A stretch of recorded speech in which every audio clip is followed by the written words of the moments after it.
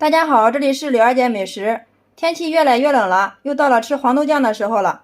今天给大家分享一个黄豆酱非常好吃又简单的家常做法，不用晒也不用发酵，做好就能吃，无论拌什么都是非常的香。其实做法非常的简单，下面我们跟着视频看一下是怎么制作的吧。首先我们准备200克的黄豆倒入大碗里面，加入适量的清水给它淘洗一下，把黄豆表面的灰尘和泥土给它洗干净。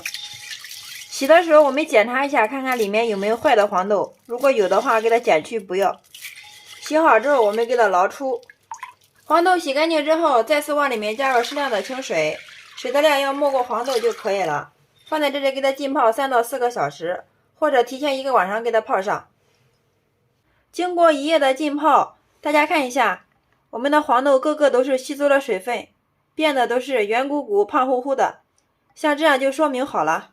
接下来我们用个罩里把它捞出空水，我们直接给它倒入锅中，往里面加入没过黄豆的清水，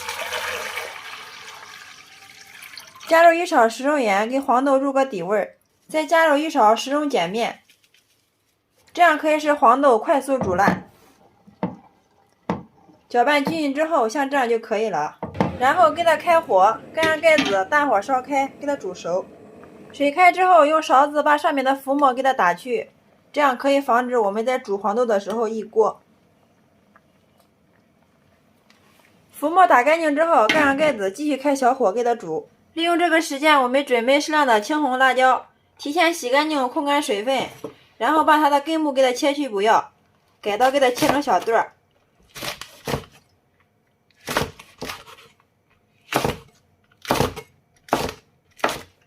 所有的辣椒改好刀之后，给它倒在绞肉机里面，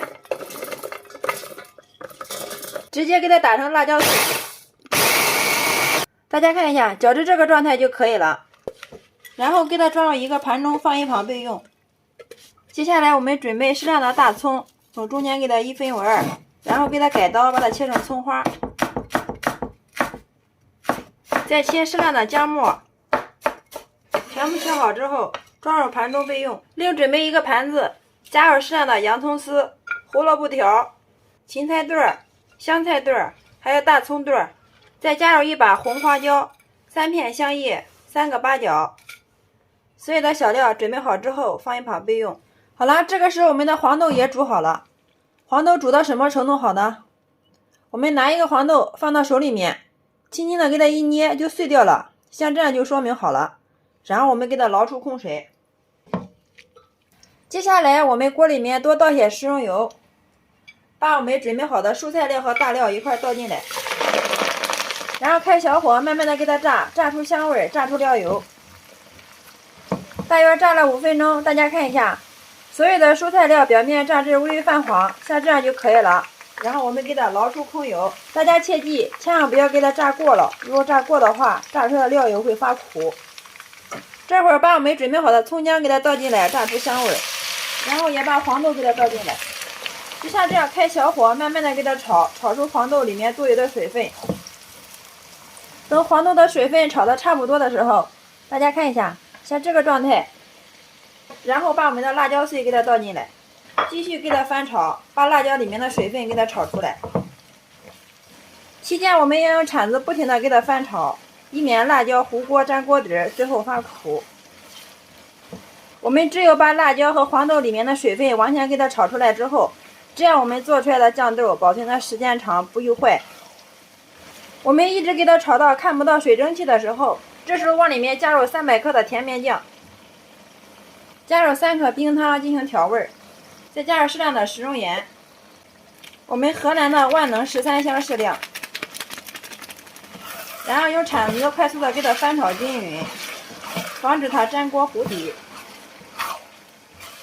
因为甜面酱里面的甜味、咸味和酱味都已经够了，所以我们就不需要加太多的调料。然后就像这样用铲子不停的给它翻炒均匀，炒出酱香味。这个时候我们往里面加入适量的82年的高度白酒，加入白酒既去腥又增香，可以使我们做出来的酱豆保存的时间更长，吃起来更加的好吃。大约炒了10分钟之后，大家看一下，酱料开始变得非常的浓稠，这个时候里面的水蒸气已经完全炒干了，然后往里面加入一把白芝麻，继续用铲子给它翻炒均匀，炒出香味儿。很多朋友都不知道我们的酱炒到什么时候好呢？其实很简单，只要炒到给它油水分层，油是油，酱是酱，像这样我们的酱豆就炒好了。接下来我们给它往里面加入一勺勺的鸡精调味，继续用铲子给它翻炒均匀。哇，真的是太香了，满屋都是飘着黄豆酱的香味儿，太香了。好了，像这样就可以了，然后关火。这个时候再往里面加入适量的小磨香油。炒黄豆酱的时候加入小磨香油，吃起来口感层次非常的浓厚。再次给它翻炒均匀。哇，太漂亮了，酱红酱红的，看着就好有食欲哦。我们再看一下上面飘的红油。好了，像这样就可以了，然后我们给它盛出来，装在一个没有水的大碗里面。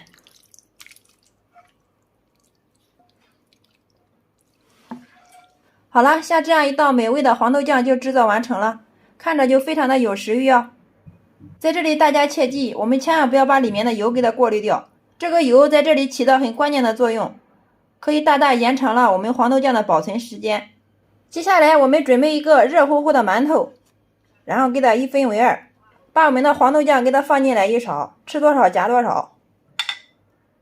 先来替大家尝一下，哇，真的是太香了，酱香浓郁，咸香味又美，黄豆特别的软烂入味，还有浓浓的芝麻香，尝一口根本就停不下来。每年我都会用这种方法做上几十斤，冷凉之后放到一个密封罐子里面，然后再放到冰箱，可以放上半年都不坏。用来就馒头、拌米饭、拌面条，真的是超级的美味又解馋哟，比买的黄豆酱老干妈还要好吃10倍哦。做法简单，安全无添加，不用发酵，不用晒，做好就能吃，而且保存的时间又长。尤其是早晚不想炒菜的时候，来上一碗这样的黄豆酱，真的是简单省时，美味又解馋呀。好了，今天给大家分享熬黄豆酱的方法就到这里了。大家如果感觉我的视频对你有所帮助的话，麻烦动动您发财的小手，帮忙评论转发支持一下吧。非常感谢你的观看与支持，我们下个视频再见。